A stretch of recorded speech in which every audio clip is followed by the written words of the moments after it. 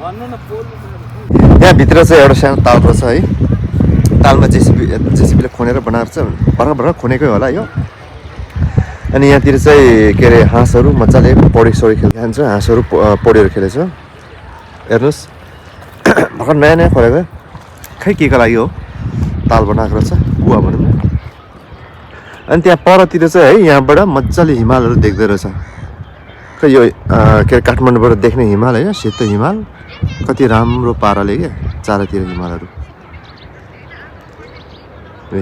काठमाडौँबाट देख्ने हिमालहरू।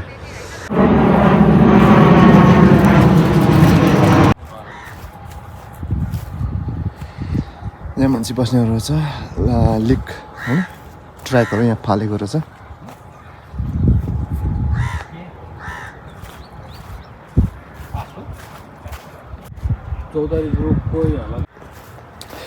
यहाँ चाहिँ सबै इँटाहरू निकालेर सुकाएको रहेछ है। यो सबै इँटाहरू है। तपाईँलाई यो खै कस्तो इँटा भन्छ, चाइनिज इँटा भन्छ भन्नु चाहिँ, त्यो बनाएर यहाँ सुकाएको रहेछ। बस्ती बोराले सबै बाँधेको रहेछ। हेर्नुहोस् त लास्टै ठुलो फिल्ड है। यहाँ चाहिँ इँटाहरू हेर्नुहोस्, यो नयाँ इँटाहरू भर्खर माटोले त्यो बनाएको रहेछ। इँटाको साइजहरू दिएर कटिङहरू गरेर सुकाएको रहेछ। यहाँ चाहिँ इँटा लास्टै ठुलो एरिया है। पोल्नु काँचै भनौँ न है, यसलाई पोल्नु पनि बाँकी रहेछ।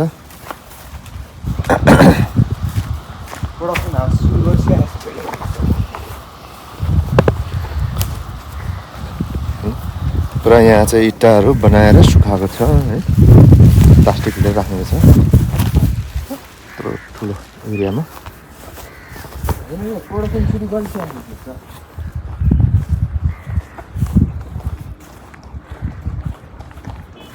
कस्तो प्रोडक्सन हाउस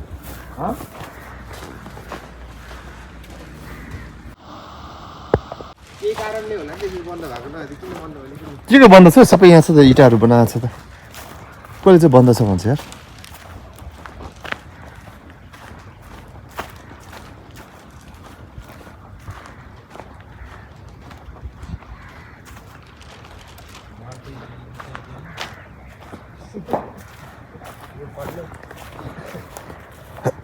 अब यो चाहिँ काँचो इँटा, अब यहाँ चाहिँ पाकेको इँटा भनौँ न। यो चाहिँ इँटा रेडी भएर यहाँ यिनीहरूले थन्काएर राखेको रहेछ होइन। अनि बाटो पनि पुरा खनेर मिलाएर चाहिँ गाडीहरू हिँड्नको लागि, अहर दहरको लागि जस्ट फेरि सुचारू भएको छ। मैले सुन्नेमा आएको थिएँ यो चाहिँ इँटा सुचारू बन्द भएको छ, खै कति वर्षको लागि बन्द गरेको, अहिले सुचारू भएको छ, नयाँ इँटाहरू बनाएर राखेको छ। अब एकछिन तपाईँलाई अलिकति भित्रपट्टि गएर हामी के देखाउने भन्दाखेरि, एकछिन भित्रपट्टि गएर तपाईँलाई म के देखाउनु सक्छ त्यो हेरौँ, के हुन्छ होइन। भित्र त जानु एलाउड छैन होला है तपाईँ।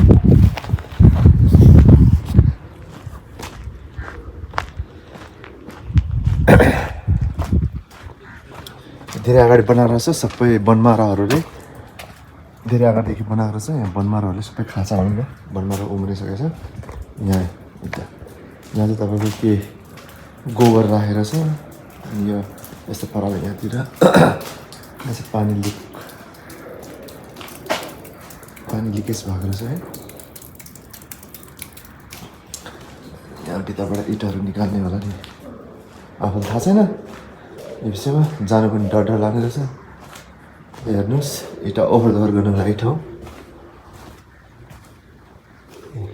यहाँ यस्तरी हेर्नुहोस् पुरा भित्रपट्टि इँटाहरू कसरी बनाउने भनेर। हजुर ए हेर्नुहोस् यहाँतिर, यहाँ आउनु नि, छिरो न पहिला भित्र छिरो न, जुन ठाउँमा गएर पनि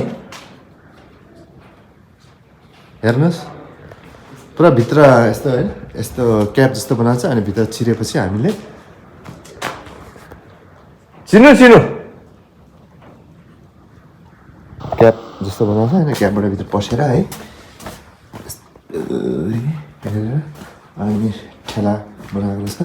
ठेलाबाट इँटाहरू निकाल्ने र तान्नेहरू होला, पुरा गिलो काम गरिराखेको छ। बाहिर निस्केँ म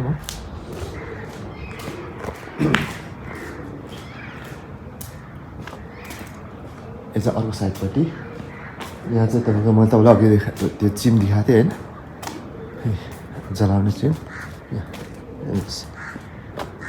त्यो बाबा चाहिँ भन्ने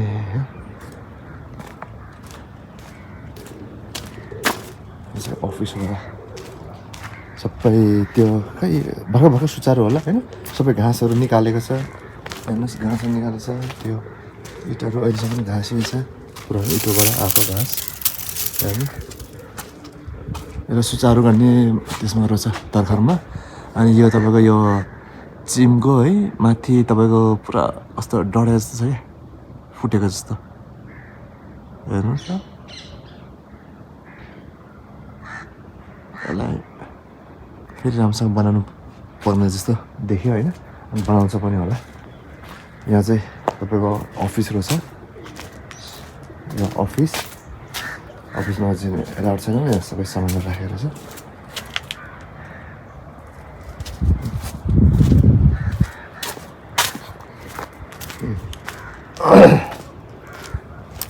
एक्लै हामी त डर लाग्दो रहेछ जे होस् तपाईँहरूलाई धेरै ठुलो एरिया भएको कारणले यो चाहिँ अर्कै भेराइटीको इँटाहरू छ सानो सानो छैन तपाईँलाई ठुलो इँटाभट्टी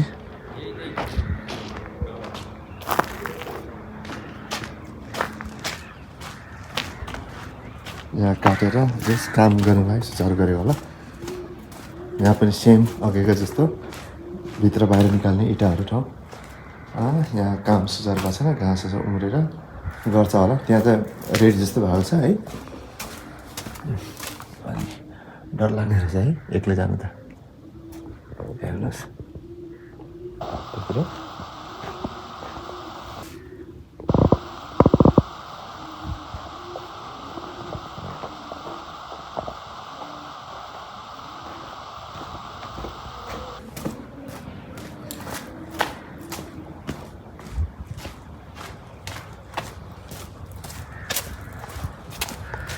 डर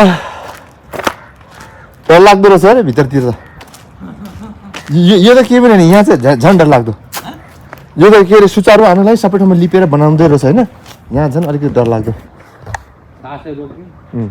त्यही यो फेरि राम्रोसँग बनाउनु पर्नेछ है यो त लाग्छ अझै अर्बको खर्च करोड त के अर्बको खर्च लाग्छ यत्रो ठुलो एरियामा होइन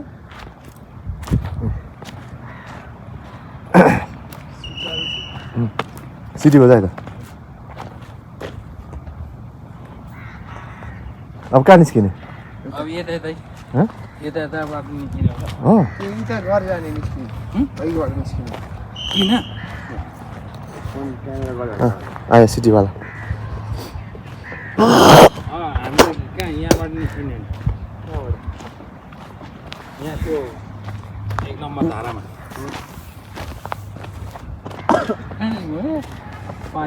पोल्ने नै जस्तो त्यही त यो र त्यो पोल्ने देख्यो एउटै रहेछ क्या तर त्यो भित्र माटो भित्र होला क्या त्यो ज्वाला एक दिन आफैबाट त्यो रातो बाजारमा आएको है यस्तो मुनि कुकुरको बच्चा कुकुर निस्केर पोख्न आइहाल्यो तिनीहरू पहिला जस्तो सुचारू हुनु धेरै गाह्रो छ त्यतिकै पैसा लाग्छ नि जति पहिला लाग्थ्यो पहिला पनि त्यो गाह्रो त हुन्छ झन् पहिला झन् फर्स्टचोटि हाल्दाखेरि झन् गाह्रो हुन्छ अहिले त मार्केट छ क्या सबै बजार थाहा छ क्या उनीहरूलाई कहाँ पठाउने के गर्ने अनि अहिले रोजगार खोलेपछि कम्ती के हुन्छ एरिया छँदैछ क्या अनि ट्रान्सपोर्टेसन पनि सजिलो छ पहिला जस्तो छैन अनि हाई टेक्निकहरू हालिहाल्छ अहिले झन् त्यही ठाउँमा पुरानो ठाउँमा अनि अनुभव पनि हुन्छ सबै ठाउँमा के कसरी कुन ठाउँमा मिलाउने भनेर अलिक पानीको बन्दोबस्त गर्नु चाहिँ गाह्रो हुन्छ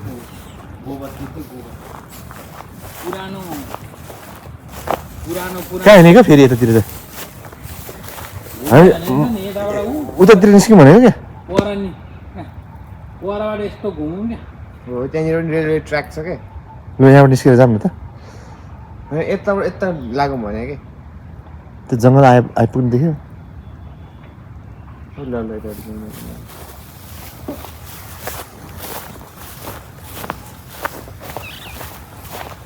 अब हुने अनि यो हेर्दाखेरि चाहिँ पुरा होइन बस पार्क या बजारको त्यो हाट बजार लाग्नेहरूको त्यो जस्तो देखेको छ होइन पसलहरू राख्ने ठाउँ जस्तो है तर यो एक्चुअली चाहिँ यो चाहिँ इँटा भट्टाको इँटा राख्ने ठाउँ है सुकाउने ठाउँ कत्रो चाहिँ एरिया के भाइ पुरै यो एरिया ठुलो रहेछ होइन कति स्क्वायरको होइन यो चाहिँ मलाई थाहा भएन खै के चिज पनि छैन सुचारू भएको छैन दुईवटा सेक्युरिटी गार्ड राखेको रहेछ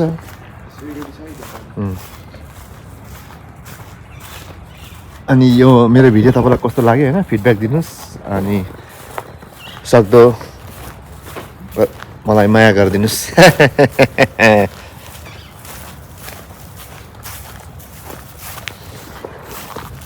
पुरै घाँस खेल्ने ग्राउन्ड थोरै भर्का छ अनि यो कहिलेदेखि सुचारू हुन्छ सुचारू चाहिँ गर्ने भनेको छ होइन तर कहिलेदेखि हुन्छ त्यो थाहा छैन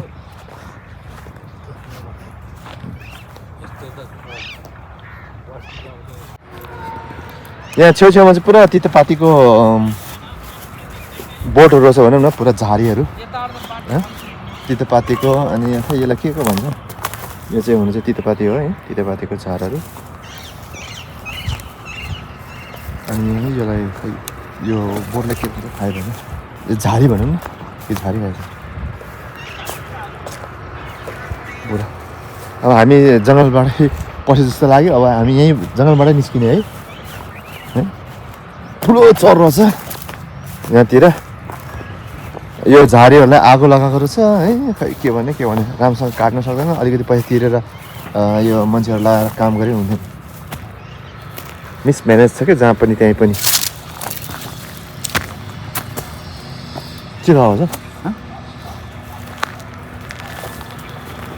ए त्यो किराको आवाज हो ए यहाँ कहाँ आयो त अहिले त मान्छेहरूको ठाउँमा किशोरको ठाउँमा चाहिँ त्यहाँ च्याम्सको काम आएछ बेसी म चाहिँ च्याम्स